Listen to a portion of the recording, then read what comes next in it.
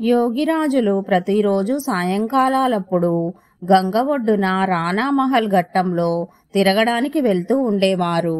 గంగ ఒడ్డున అక్కడే కృష్ణారాముడనే భక్తుడి ఇల్లు ఉంది.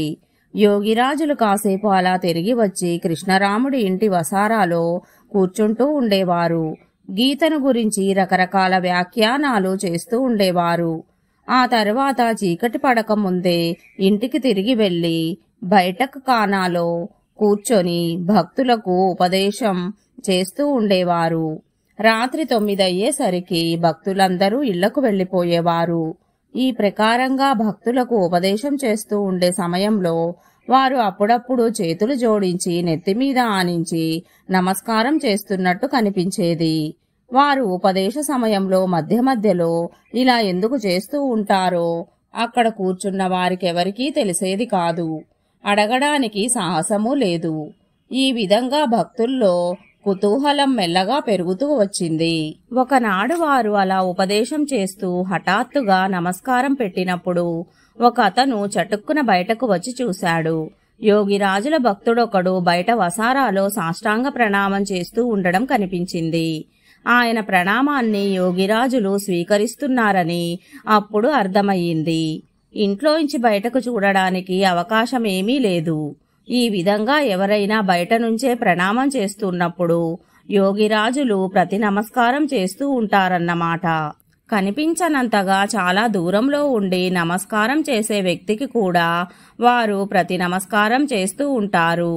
దగ్గర దూరము లోపల బయట అన్నీ ఒక్కటే. వారికి అన్నీ స్పష్టంగా కనిపిస్తాయి.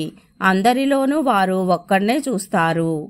ప్రియనాథ కరార గారు, ఆయన ఆప్తమిత్రుడు రాముడు ఇద్దరు యోగిరాజుల శిష్యులు. ఇద్దరూ కలిసి కాశీ వచ్చారు. మిత్రులిద్దరూ ప్రతిరోజు గురుదేవుల దర్శనానికి వచ్చి వారి ఉపదేశాలు వింటూ ఆనందంగా కాలం గడుపుతూ ఉండేవారు. అలా జరుగుతూ ఉండగా ఒకసారి రాముడికి కలరా వ్యాధి సోకింది. అందులోనూ ఏషియాటిక్ కలరా. ఈ పరిస్థితిలో పరాయి చోట ప్రియనాథులు చాలా చింతలో మునిగిపోయారు. ఏం చెయ్యాలో తోచలేదు. తిన్నగా గురుదేవుల సన్నిధికి పరిగెత్తారు. యోగిరాజులు ఆయన చెప్పేదంతా విని సామాజిక సాంప్రదాయ పద్ధతిలో మంచి డాక్టర్కు చూపించు అన్నారు. ప్రియనాథులు ఇద్దరు అనుభవజ్ఞులైన డాక్టర్లను తీసుకువచ్చారు. కాని రోగం పెరుగుతూనే ఉంది. చివరికి డాక్టర్లు ఆశ వదులుకొని రోగికి అంతిమ సమయం వచ్చిందని చెప్పారు.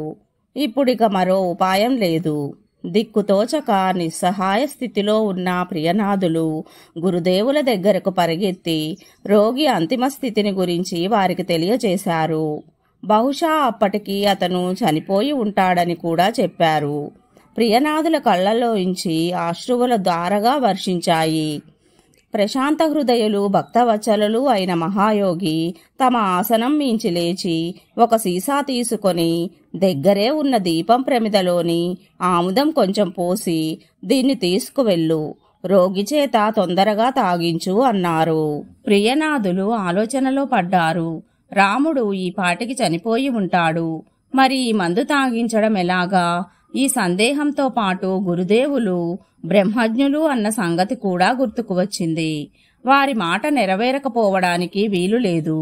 ప్రియనాథులు గబగబా రోగి దగ్గరకు వెళ్లారు.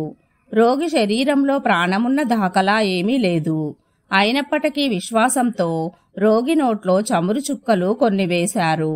అక్కడ ఇంకా మరికొందరు ఉన్నారు. వారందరి సమక్షంలో అక్కడొక అలౌకిక ఘటన సంభవించింది. ప్రాణం లేని శరీరం మెల్లమెల్లగా కదలడం ప్రారంభించింది. ఊపిరి ఆడడం కూడా మొదలయింది.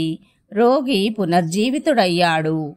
ఈ ప్రియనాథ కరార్ గారే ఉత్తరోత్తర స్వామి శ్రీ యుక్తేశ్వర్ గిరి పేరుతో ప్రసిద్ధులయ్యారు.